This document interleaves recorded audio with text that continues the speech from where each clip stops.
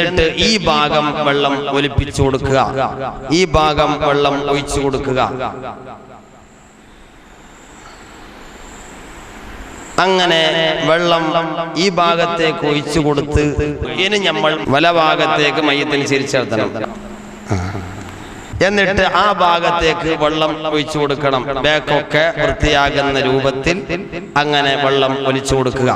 Soap ഉപയോഗിക്കുക. Soap, താളി എന്തും പറ്റും. എന്ത് താളി എന്നാണ് പറഞ്ഞിട്ടില്ല, സോപ്പ് എന്നാണ് എന്തും പറ്റും. നമ്മൾക്ക് സൗകര്യമുള്ളത് എന്താ അത് നമ്മൾ സോപ്പെല്ലാം ഇട്ട് താളി അങ്ങനെ താളിയൊക്കെ ഇട്ട് രണ്ടാമത് ആ സോപ്പ് പോകാൻ വേണ്ടി വീണ്ടും ഇതേപോലെ വെള്ളം ഒഴിക്കുക. സോപ്പോ താളിയോ പോകാൻ വേണ്ടി വീണ്ടും ഇതുപോലെ വെള്ളം ഒഴിക്കുക. സോപ്പെല്ലാം ഇട്ട് നമ്മൾ പിന്നെ ആദ്യം വെള്ളം നനച്ചിട്ടല്ലേ കുളിക്കല്. നമ്മൾ സോപ്പ് ഇടുന്നത് ഉണക്ക് ശരീരത്തില. നമ്മൾ ആദ്യം വെള്ളം ഒഴിക്കും, പിന്നെ സോപ്പ് ഇടും, പിന്നെ സോപ്പ് പോകാണ്ട് പിന്നെ വെള്ളം ഒഴിക്കും. അതുപോലെ മയ്യത്തിന് വേറെ പുതുതായിട്ടൊന്നുമില്ല. ഇനി നമ്മൾ മധ്യത്തിലായി തലന്റെ മൂർധാവിലൂടെ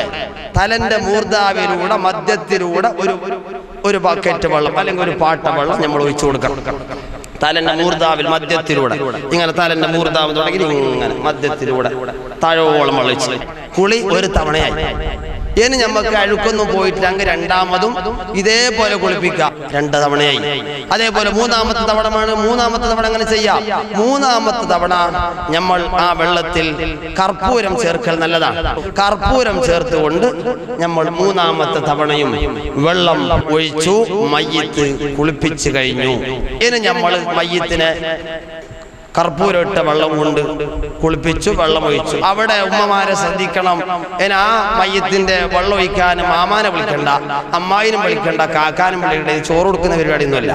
അതുകൊണ്ട് അവിടെ പെട്ടെന്ന് മയ്യത്തിനെ കുളിപ്പിച്ചിട്ട് കഫൻ ചെയ്യേണ്ട ഏർപ്പാടിലേക്ക് നീങ്ങാല്ലാതെ മാമ വരി വെള്ളം ഒഴിക്കാൻ, ഉമ്മാമ വരി അല്ല ഉപ്പാപ്പ വരി വെള്ളം ഒഴിക്കാൻ എന്ന് പറഞ്ഞിട്ടുള്ള ഏർപ്പാട് നമ്മൾ അവസാനിപ്പിക്കണം. 3 ആൾ, 4ാമത്തെ ഒരാൾ അവിടെ കടത്താൻ നമ്മൾ പറ്റൂല. മയ്യത്ത് കുളിപ്പിക്കുന്ന രൂപത്തിൽ ഇതേ രൂപത്തിൽ ആ തുണി മയ്യത്ത് കുളിപ്പിച്ച് അവസാനം വരെ അവിടെ തന്നെ ആ രൂപത്തിൽ ഉണ്ടാകണം. ഇനി കുളിപ്പിച്ചു കഴിഞ്ഞാൽ മയ്യത്തിനെ തോർത്തേണ്ടതാണ്.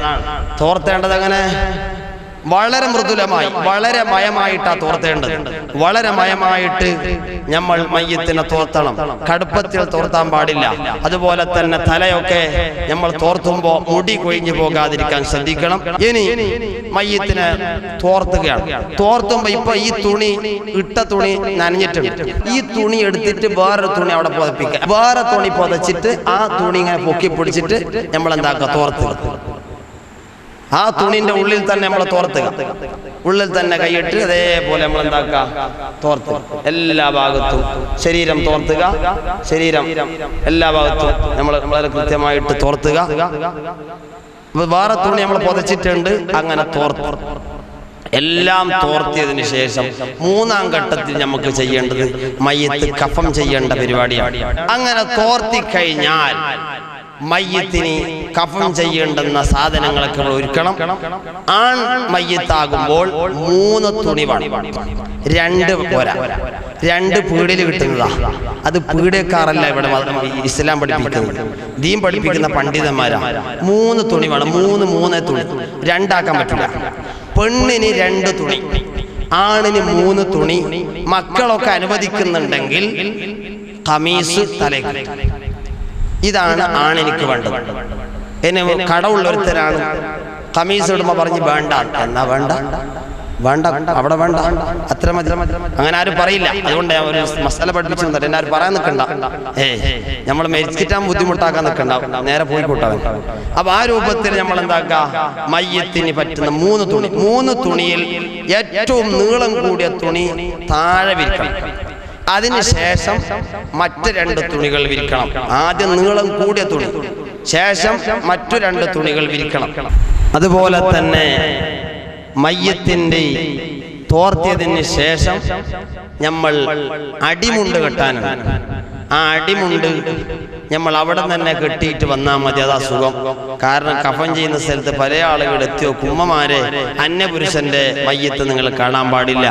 അതേപോലെ അന്യ പെണ്ണിന്റെ മയ്യത്ത് അന്യ പുരുഷനും കാണാൻ പാടില്ല. ജീവിതകാലത്ത് ആരൊക്കെ കാണൽ ഹറാമുണ്ടോ അവരൊക്കെ മരണശേഷം കാണൽ ഹറാമാണ് എന്ന ബോധത്തോടുകൂടി മരിച്ച മയ്യത്തിനോട് നമ്മൾ അനാദരവ് കാണിക്കാൻ പാടില്ല. ഇങ്ങനെ നമ്മൾ കഫൻ തുണി വെക്കുന്നു. കഫൻ തുണി വെച്ചു. ഇതിലൊരു വേണമെങ്കിൽ നമുക്ക് എന്താക്കാം, മണപ്പിക്കുന്നവൻ അത്ര അറ്റുടാ. മൊയിലാഞ്ചി ഇടണമെന്ന് പറഞ്ഞിട്ടില്ല. മൊയിലാഞ്ചി മണക്കുന്നതാ? ആര് പറഞ്ഞു മൊയിലാഞ്ചി മണക്കുന്നത്? മൊയിലാഞ്ചിക്ക് മണമുണ്ടോ? രണ്ടാമത്തെ ചോദിച്ചു, മൈലാഞ്ചിക്ക് മണമുണ്ടെന്ന് ആരെങ്കിലും പറയും? ഈത്തപ്പഴത്തിന് പഞ്ചാരിട്ട പോലത്തെ കഥയില്ലത്. അപ്പൊ ആ ഏർപ്പാട് വേണ്ട. മൈലാഞ്ചി ഇടണമെന്ന് തന്നെ പറഞ്ഞിട്ട് മൈലാഞ്ചിയിൽ ഒരു കിണ്ണത്തിൽ മൈലാഞ്ചി കൊണ്ടതിന് മൈലാഞ്ചി ഇടണമെന്ന് തന്നെ പറയും. ഹനൂത്ത് എന്നാണ് കിതാബിലുള്ള. ഹനൂത്തിന്റെ അർത്ഥം മൈലാഞ്ചി എന്നല്ല. അത് വളരെ കൃത്യം ശ്രദ്ധിച്ചുകൊണ്ട് ഇനി നമ്മൾ മൈലാഞ്ചി തന്നെ വേണമെന്ന് ശാഠ്യം പിടിക്കാൻ പാടില്ല.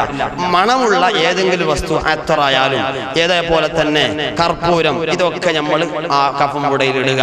അതേപോലെ തന്നെ നമ്മൾ മയ്യത്തിനെ അത്തുറൊക്കെ ഇട്ട് കർപ്പൂരൊക്കെ പൊടിയാക്കിയിട്ട് നമ്മൾ മയ്യത്തിന് കടത്തുന്നതിന് മുമ്പ് അവിടെ വെച്ച് കാര്യം ചെയ്യേണ്ടത് അടിമുണ്ട് അവിടെ തന്നെ കെട്ടി കൊടുക്കുക. അടിമുണ്ട് കെട്ടുന്നതിന് മുമ്പ് മയ്യത്തിന്റെ എല്ലാ ദ്വാരങ്ങളും, സുജൂദിന്റെ സ്ഥലങ്ങൾ, മയ്യത്തിന്റെ ദ്വാരം, ഓൾസ് എവിടെയെല്ലാം ഉണ്ട് അവിടെ ഒക്കെ ബന്ദ് ചെയ്യണം. ചില മയ്യത്തുകളിൽ രക്തം വരുന്നുണ്ട്, അവിടെ ഒക്കെ നല്ലോണം ബന്ദ് ചെയ്തിട്ട് നമ്മൾ മയ്യത്തിനെ ഭദ്രമായിട്ട് കഫൻ ചെയ്യുന്ന ഏർപ്പാടിലേക്ക് വരണം. അവിടെ മയ്യത്തിന്റെ അടിമുണ്ട് കെട്ടുമ്പോ ആ ദ്വാരത്തിലേക്ക് നമ്മൾ പഞ്ഞി വെക്കണം. പഞ്ഞി വെക്കുമ്പോൾ കർപ്പൂരം ഇട്ടിട്ടാണ് നമ്മൾ പഞ്ഞി വെക്കേണ്ടത്. അങ്ങനെ അടിമുണ്ട് കെട്ടി, അടിമുണ്ട് കെട്ടില്ലേ, അടിമുണ്ടും കെട്ടി, മനസ്സിലായി? ഇതിന്റെ രണ്ട് ഭാഗം ഉണ്ടാവല്ലോ. ഈ രണ്ട് ഭാഗം, കീറിയ രണ്ട് ഭാഗത്തിന്റെ ഒരു ഭാഗം ഇങ്ങനെ വലിച്ചിട്ട് ഈ ഭാഗം ഇങ്ങോട്ടാന്ന രൂപത്തിൽ ഇങ്ങനെ കെട്ടുക. അങ്ങനെ കെട്ടിയിട്ട് നമ്മൾ അവിടെ സ്പോഞ്ച് വെച്ച് കർപ്പൂരം വെച്ച് കെട്ടിയിട്ട് ചെയ്യാൻ വേണ്ടി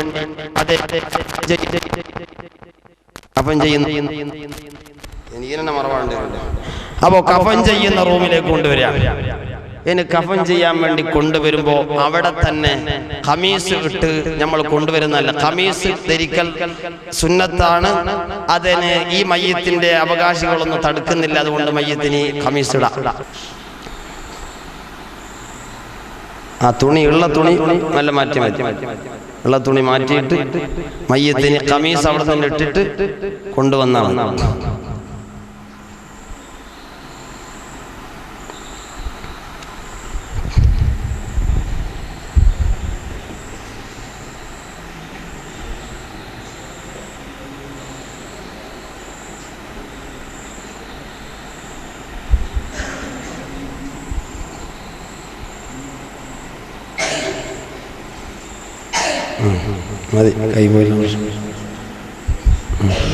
അങ്ങനെ ഖമീസൊക്കെ ഇട്ട് എന്നെ മയ്യത്തിനെ കഫൻ ചെയ്യാൻ വേണ്ടി കുളിപ്പിച്ച സ്ഥലത്ത് നിന്ന് കൊണ്ടുവരികയാണ്.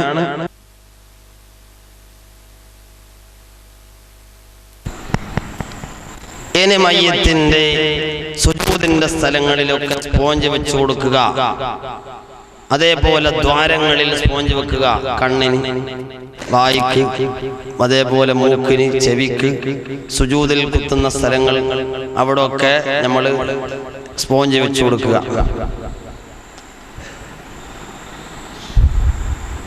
സ്ത്രീകൾക്കും ഇതേപോലെ തന്നെയാണ്. പക്ഷേ സ്ത്രീകൾക്ക് തുണി രണ്ടാണ്. സ്ത്രീകൾക്ക് രണ്ട് തുണിയും അതേപോലെ ഒരു മക്കനയും ഒരു അര ഉടുപ്പും അതേപോലെ ഒരു ഖമീസ്. ഇതാണ് സ്ത്രീകൾക്കുള്ളത്. സ്ത്രീകൾ ശ്രദ്ധിക്കുക, ഇതാണ് നിങ്ങൾക്കുള്ളത്. രണ്ട് തുണിയാണ് നിങ്ങൾക്ക്. അതേപോലെ ഒരു മക്കനയും അതേപോലെ ഖമീസും ഒരു അര ഉടുപ്പും. ഇതാണ് നിങ്ങൾക്കുള്ളത്. ഇങ്ങനെ പഞ്ഞൊക്കെ വെച്ചിട്ട് നമ്മൾ മയ്യത്തിനെ കഫം ചെയ്യുകയാണ്. എങ്ങോട്ട് കഫം ചെയ്യണം? അതിലാണ് എല്ലാവർക്കും സംശയം. അങ്ങോട്ടാ ഇങ്ങോട്ടാ, അങ്ങോട്ടാ ഇങ്ങോട്ടാ. ആദ്യം ഏത് ഭാഗത്തേക്കാ മടക്കേണ്ടത് സംശയം. ഒരു സംശയം വേണ്ട. നമ്മൾ തുണി ഉടുക്കുന്നില്ല, എങ്ങോട്ടാ തുണി എടുക്കുന്നത്? ഇപ്പൊ ഞാനൊക്കെ തുണി എടുക്കുന്നത് ആദ്യം വലത്തോട്ട് പിന്നെ എടുത്തോട്ട്. അല്ല, അങ്ങനെ തുണി എടുക്കില്ല. ആദ്യം വലത്തോട്ട് പിന്നെ എടുത്തോട്ട്, അങ്ങനെ നമ്മൾ ഇതാക്കേണ്ടത്. അങ്ങനെ അതേപോലെ തന്നെ പുരുഷനെ സംബന്ധിച്ചിടത്തോളം തലയെ കെട്ടും സുന്നത്താണ്. അങ്ങനെ തലയെ കെട്ടും വെച്ച് തലയെക്കെട്ടൊക്കെ വെച്ച് നമ്മൾ നല്ല പുതിയാപ്പിളയാക്കിട്ട് അയക്കാൻ വേണ്ടി പോവാണ്. വലഭാഗത്തേക്ക് മയ്യത്തിന്റെ തുണി, കഫം തുണിയുടെ ആദ്യത്തെ തുണി മയ്യത്തിന്റെ വലഭാഗം അഥവാ അങ്ങന്ന് ഇങ്ങോട്ട് മടക്കണം.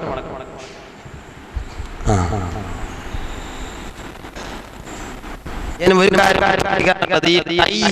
ഇങ്ങനെയും വെക്ക ഇങ്ങനെയും വെക്ക, രണ്ട് രൂപത്തിലും വെക്ക. അത് ഇഷ്ടംപോലെ അധികം ഇങ്ങനെ വെച്ചാൽ രണ്ടാമത്തെ തുണിയും ഇതേപോലെ വെക്കുക.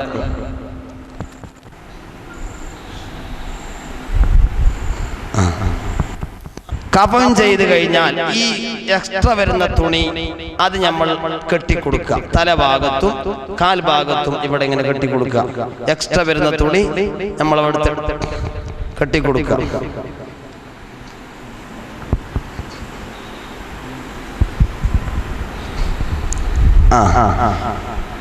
ഇത് കഴിഞ്ഞു.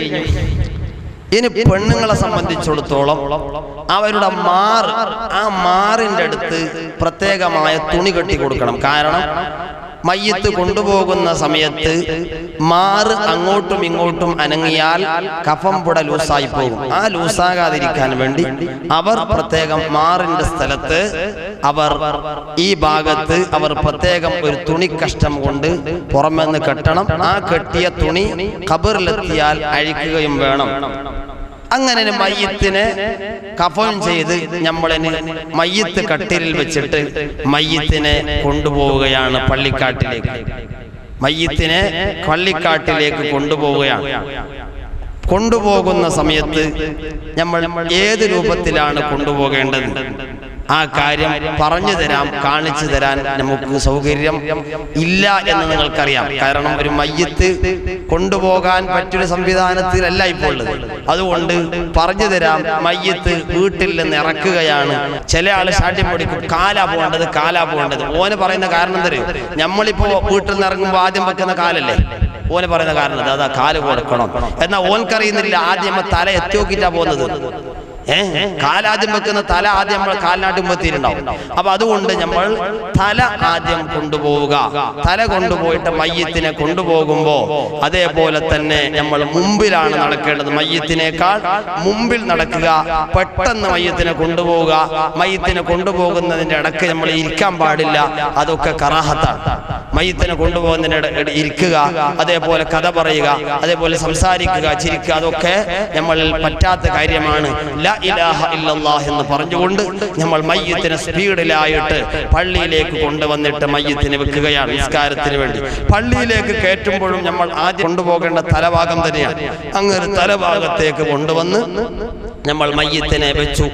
മയ്യത്തിനെ കടത്തേണ്ടത് ഈ രൂപത്തിലാണ്. തല ഇവിടെയും കാലിവിടെയും ആകുന്ന രൂപത്തിൽ മയ്യത്ത് കട്ടിൽ ഇങ്ങനെ കൊണ്ടുവന്ന് വെച്ചിട്ട് നമ്മൾ ആ മയ്യത്ത് കട്ടിലിന്റെ മുകളിൽ ഒരു തുണി വിരിച്ചിട്ടുണ്ടാകും. ആ തുണി മാറ്റിയിട്ട് നമ്മൾ ആണിന്റെ മയ്യത്താണെങ്കിൽ തലഭാഗത്ത് ഇമാമത്ത് നിൽക്കുന്ന ആൾ നിൽക്കണം. പെണ്ണിന്റെ മയ്യത്താണെങ്കിൽ നടുഭാഗത്ത് നിൽക്കണം. അത് ഇമാമത്ത് നിൽക്കുന്ന ആൾക്ക് അറിയും, എന്നാലും ഞാൻ ഓർമ്മിപ്പിച്ചെന്ന് മാത്രം. ഇനി സഫിന്റെ പ്രശ്നമാണ്. സഫിന്റെ സ്ഥലത്ത് പല ആളുകൾക്കും വസ്വാസ് ഭയങ്കര കൂടുതലാണ്. അടുത്തടുത്ത് നിൽക്കണം, മുട്ടി നിൽക്കണം. ഒരു കിതാബിലും അങ്ങനെയില്ല. ഒരു കിതാബിലും മുട്ടി നിൽക്കണം പറഞ്ഞിട്ടില്ല. തിരക്ക് കൂടുതലാണ്, ജനലക്ഷങ്ങൾ ഒരുമിച്ച് കൂടുന്ന ഒരു മയ്യത്ത് നിസ്കാരമാണ്. എന്നാൽ അവിടെ അടുത്തടുത്ത് നിൽക്കാം എന്നല്ലാതെ നമ്മളെപ്പോലത്തെ സാധാരണക്കാരൻ വെച്ച പള്ളി പോലും അറിയില്ല. അതുകൊണ്ട് നമ്മൾ എന്താക്കുക, ആ സഫിന്റെ സ്ഥലത്ത് തന്നെ നമ്മൾ നിൽക്കുക. 3 മുഴം, ആ 3 മുഴം നമ്മൾ എന്താക്കുക, വിട്ട് ഇതേപോലെ സഫ് കെട്ടി നിൽക്കുക. എന്നാൽ 3 സഫാക്കലാണ് സുന്നത്ത്. 3 സഫാക്കി നിർത്തലാണ് സുന്നത്ത്. അങ്ങനെ നിൽക്കാം എന്നല്ലാതെ മുട്ടി നിൽക്കണം എന്ന് പറഞ്ഞിട്ട് ഇല്ല. തിരക്ക് കൂടിയ സ്ഥലത്ത് അങ്ങനെ നിൽക്കാം എന്നല്ലാതെ അതൊരു വലിയൊരു ആരാധനയായിട്ട് നമ്മൾ തെറ്റിദ്ധരിക്കാൻ പാടില്ല എന്ന് ഓർമ്മിപ്പിക്കുന്നു. അങ്ങനെ മയ്യത്തിനെ നിസ്കാരം കഴിഞ്ഞതിന് ശേഷം പള്ളിക്കാട്ടിലേക്ക് മറവ് ചെയ്യാൻ വേണ്ടി നമ്മൾ കൊണ്ടുപോവുകയാണ്. ഖബറിൽ കിടത്തേണ്ടത് എങ്ങനെയാണ് അതും ശ്രദ്ധിക്കേണ്ട കാര്യം. അപ്പൊ മയ്യത്തിനെ ഖബറിന്റെ കാൽഭാഗത്ത് വെക്കണം. മയ്യത്തിനെ ഖബറിന്റെ കാൽഭാഗത്ത്. അപ്പൊ ഖബറിന്റെ കാൽഭാഗം ഉള്ളത് ഇവിടെയാണ്.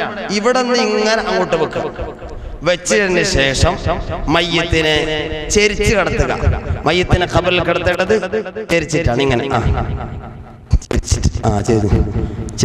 അങ്ങനെ ചെരിച്ച് കിടത്തി. കമിഴ്ന്നു പോകണ്ട. മയ്യത്ത് ഒരു സ്ഥലത്ത് കമിഴ്ന്നു പോകാൻ പാടില്ല, ഹറാമാണ്. ഇത് മഴപൊടി മണ്ണൂരിലാക്കിയിട്ട് ഇന്നാ അൻസൽനാഹു ഫീ ലൈലത്തിൽ ഖദർ എന്ന സൂറത്ത് ഓതിയിട്ട് അതിന് മന്ത്രിക്കുക. മന്ത്രിച്ചിട്ട് കഫം പുട മുഖത്തിന്റെ ഭാഗത്തിൽ നിന്ന് മാറ്റിയിട്ട് നമ്മൾ കവിൾ തടത്തിലേക്ക് ഇങ്ങനെ വെച്ചു കൊടുക്കണം. അതേപോലെ തന്നെ കെട്ട് മയ്യത്ത്, ആ കഫംപുടന്റെ കെട്ടെല്ലാം ഊരണം. എല്ലാ കെട്ടും അയക്കണം. കെട്ടൊക്കെ അയക്കണം. അയക്കാതിരിക്കൽ കറാഹത്താണ്. അങ്ങനെ നമ്മൾ മയ്യത്തിനെ ഖബറിൽ കിടത്തി മൂടുകല്ല് വെക്കുകയാണ്. മൂടുകല്ല് വെച്ചിട്ട് മിൻഹാ ഖലഖനാകും വഫീഹാ നുഈദുകും വമിൻഹാ നുഖ്രിജുകും താറത്തൻ നുഖ്റ എന്ന് പറഞ്ഞിട്ട് മൂടുകല്ല് വെച്ചതിന് ശേഷം നമ്മൾ ഓരോ പിടി മണ്ണ് വാരി എറിയുക. ആ പിടി മണ്ണ് വാരി എറിഞ്ഞാൽ ചില മയ്യത്ത് ഖബർ വയ്ക്കുന്ന ആൾ പറയും കൈ കൊട്ടാൻ പാടില്ല, കൈ കൊട്ടാൻ പാടില്ല. കൈ കൊട്ടാൻ എവിടെയും പാടില്ല, ഖബറിന്റെ അടുത്ത് നല്ല എവിടെയും കൈ കൊട്ടാൻ പാടില്ല. ചില ആൾ വിചാരിച്ച് അവിടെ മാത്രം പാടില്ല. ചില ആളുകൾ അങ്ങനെ വലിയ മസാല പറയും. അപ്പൊ അതുകൊണ്ട് നമ്മൾ ചിന്തിക്കണം, കൈ കൊട്ടാൻ എവിടെയും പാടില്ല. അപ്പൊ ആയ മണ്ണ് നമ്മൾ എന്ത് ചെയ്യുക, പെട്ടെന്ന് കഴുകി വൃത്തിയാക്കിയിട്ട് നമ്മൾ മൂടുകല്ലൊക്കെ വെച്ചിട്ട് സൂറത്ത് തബാറകല്ലദീ ബിയദിഹിൽ മുൽക്ക് വഹുവ അലാ കുല്ലി ശൈഇൻ ഖദീർ എന്ന സൂറത്ത് പാരായണം ചെയ്ത് മയ്യിത്തിനെ നമ്മൾ മൂടുകല്ല് വെച്ച് മറവക്കൽ ചെയ്തിട്ട് നമ്മൾ മീസാൻ കല്ല് വെച്ച് ഒരു പച്ചയൊക്കെ രണ്ട് ഭാഗത്തും കുത്തുക. എന്നിട്ട് നമ്മൾ തസ്ബീഹും തൽഖീറും ഒക്കെ ചൊല്ലിയിട്ട് മയ്യിത്തിനെ നല്ല രൂപത്തിൽ യാത്രയാക്കിയിട്ട് തിരിച്ചു വരിക. പച്ച കുത്തുന്നത്, ആ പച്ച കുത്തിയത് തസ്ബീഹ് ചൊല്ലും മയ്യത്തിന്. നബി സല്ലല്ലാഹു അലൈഹി വസല്ലമ തങ്ങൾ രണ്ട് ശിക്ഷിക്കപ്പെടുന്ന ഖബറാളികളുടെ ഖബറിന്റെ രണ്ട് ഭാഗത്തും പച്ച കുത്തിയിട്ടുണ്ട്. അത് നമ്മൾക്ക് ചരിത്രത്തിൽ അറിയാം.